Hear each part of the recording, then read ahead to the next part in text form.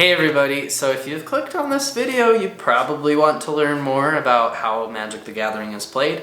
Well, I'm starting a tutorial series. One of the reasons I want to start this tutorial series is I want to make this as comprehensive a tutorial series as I can.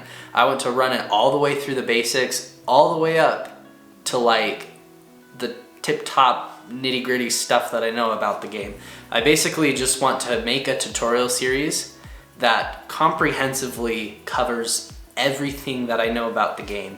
I've played the game since I was about 11, I think, and I'm 21 now, so I've played the game for about 10 years, and I've been trying to keep at least an eye on the active community for at least probably half of that. So here we go. Some things that I forgot to explain in the video is that games of Magic the Gathering are played with decks of 60 cards, at least 60 cards, and games are started by drawing a hand of 7.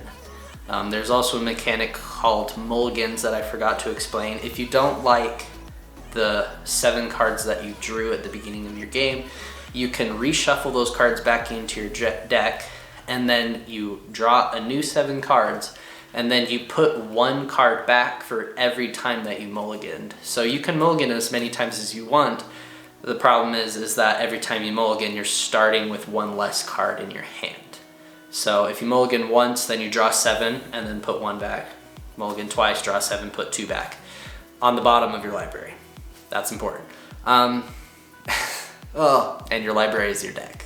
So if you didn't figure that out. Anyway, let's get right into the basics. Tutorial video number 1, the basics of Magic the Gathering.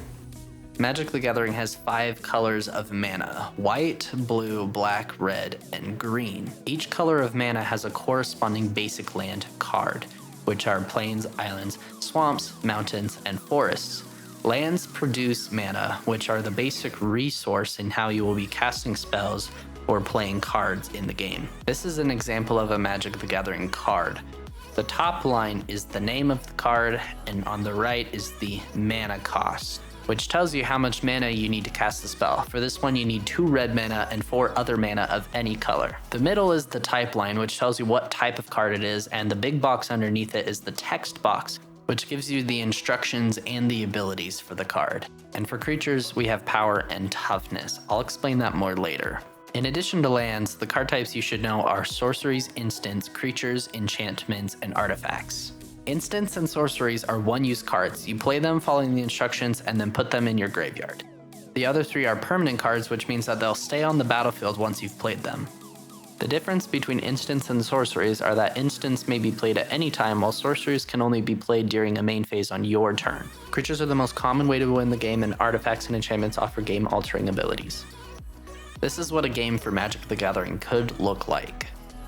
The area in front of you is your side of the battlefield. Your lands are put off to one side, the creatures are placed in front of you, and any enchantments and artifacts you have are placed to another side. The cards you see are your hand, and off to your left you have your deck or library and your discard pile/graveyard. Here's some basic game mechanics you should know. Tapping means to turn your card 90 degrees sideways. Tapping land cards is how lands produce mana. However, a card cannot be untapped until the beginning of your next turn, so each land card can only be used once per turn. Casting spells. As I mentioned before, casting spells merely means playing the card from your hand. To cast a spell, you tap the appropriate number and kind of lands that you need to pay the mana cost. And if that card is an instant or a sorcery, you follow the instructions and then place the card in your graveyard, or if it's a creature, enchantment, or artifact card, you place that card onto the battlefield. And finally, we have attacking and blocking, which is an interaction that you make with your creature cards in order to win the game. Example time. You have a creature with 2 power and 2 toughness. Your opponent also has a creature with the same power and toughness. You decide that you would like to attack your opponent with your creature. Your opponent can either block or not block, but your opponent decides to block you with their creature. After decisions are made, you move to the damage step. Creatures deal damage to each other equal to their power, which is measured against the opposing creature's toughness. So your creature deals 2 damage to your opponent's creature, and your opponent's creature does the same back to you. Since both of your creatures only have 2 toughness and both were dealt 2 damage, they die and they are put into the graveyard. Time for a more complicated example. When you're blocking, you have the option to block with multiple creatures. So say your opponent has a creature with 4 power and 4 toughness, and you have 2 creatures, each with 2 power and 2 toughness. Your opponent decides to attack you with his 4/4 creature, and you decide that you would like to block with both of your creatures.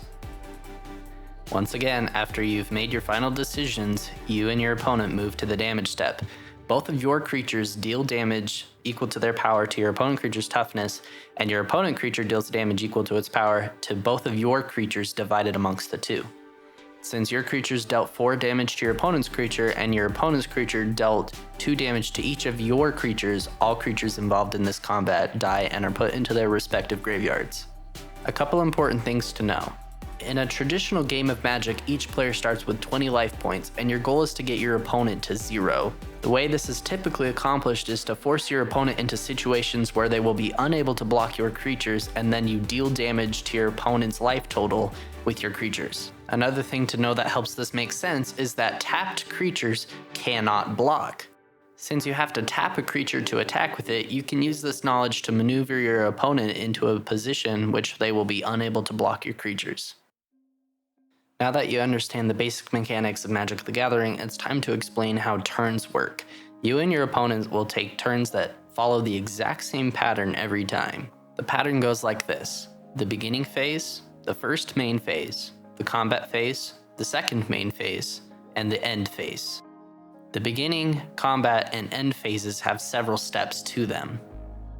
The beginning phase has 3 steps: untap, upkeep, and draw. At the beginning of your turn, you will untap any permanents that you have. Upkeep only offers a window for players to play instants, activate abilities, or if you have a permanent that instructs you to do something during your upkeep, then you take those actions during this time.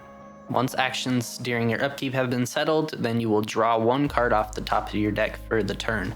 Please note, the player that goes first does not draw a card at the beginning of their turn. The combat phase is when you get to attack and block with creatures. The steps go as follows: declare attackers, declare blockers, and then combat damage. During the declare attackers step, the player who is attacking will declare which creatures they would like to attack their opponent with. Once these creatures have been declared, they cannot be undone.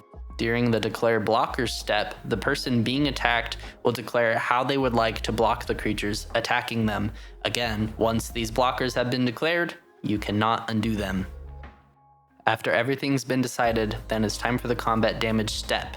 During the combat damage step, all creatures involved in combat deal damage simultaneously, and any creatures that were dealt lethal damage, aka damage that reduced their toughness to 0, are removed from the battlefield and placed in the graveyard. Any creatures that were dealt damage that was not enough to kill them and have remaining toughness left will remain at that toughness until the end of the turn. At the end of the turn, then all creatures that were damaged during combat will heal back to their normal toughness. Finally, the last phase that has steps to it is the ending phase. There's only 2 steps to the end phase: the end step and then the cleanup step. The end step is much like the upkeep. Players can cast instants, activate abilities, or if there's any cards that instruct you to do something during your end step, then you take those actions. After that is the cleanup step, in which creatures that were dealt damage during combat but did not die will heal back up to their normal toughness. Aside from the beginning, ending, and combat phases, you have your first and second main phases. Your main phases are your main chance to play permanent cards, other spells, and land cards for your turn. Please note, you can only play 1 land card per turn unless you play spells that allow you to do otherwise. So for example, if you wanted to play a spell that required 6 total mana, you normally would not be able to play that spell until your 6th turn unless you played spells that allowed you to play more than 1 land card in a turn. And that's the basics of Magic the Gathering. Here's an example clip of a few turns that I played on Magic the Gathering Arena, which is Magic the Gathering's online format. Alright guys, here is the example clip. Since I haven't really explained anything on exactly how to read card instructions and what their abilities do, that part of the game won't make sense to you, but I can at least show you how a turn goes and what the game looks like. So It's a game. I remember remember to have fun. It's a game. So I play my 1 land per turn, and I don't have any spells that have a mana cost of 1, so I can't play anything that turn. So then I get to play my... I don't think I have anything that costs 2 either, so all I can do is play my land for the turn and pass. My opponent attacks me for 2, so I take 2 damage. I'm now at 18. Yeah, I will play this on... get some green mana, and I don't necessarily want to use this. This is a card that would be able to destroy this creature and put it in their graveyard, but I don't know if I necessarily want to be using that on that, so I might hang on to this. This is another option. Your opponent can attack you, and even though you have something to do about it, you always have the option to just let it happen. Your life total is not just something that you're trying to prevent from going to 0, but your life total is something that can definitely be used as a resource. So I will play this like that. And actually, we're going to play a creature now. So this is a creature. Big boy. For anybody curious, in Magic the Gathering, a creature with 6 power and 6 toughness is fairly pretty powerful. I feel like 6/6 is like the average like powerful stats. So this is an enchantment that will stay on the field for 3 turns. And on the first turn, on each turn that it stays on the field, it'll do something different. So the first turn I get to destroy something. I will not attack because it'll prevent them from attacking me. Flying, now that's something I have to just I'm gonna be covering like creature abilities like flying and vigilance, what that means in the next video more in depth. But the reason why I can't do anything about flying with this creature, why I can't block it, is because a creature with flying can't be blocked except by creatures with flying or reach. Just a sneak peek of next video. These are called static abilities, and they are just in effect for as long as the card is on the battlefield. But I do have a way to destroy their creature, so we do that. And I think at this point you probably have an idea of what a game of Magic the Gathering looks like. Play a land per turn, play the cards that you want to play. Every card will do something a little bit different, so it's up to you to figure out what the best way to play those cards is. And yeah, I hope this helped. Thanks for checking out the video, and like I said, in the next video I will be explaining like card abilities, and I will go more in depth on how to make sense of all the text that you see on cards like this. As you can see, some cards have a lot of text to it, but once you understand terms in the game and what abilities do, all of this will start to make sense. So yeah, thanks for watching the video. If you like the video, make sure you like it, and please subscribe, and I'll catch you guys in the next video. I think we're made of something.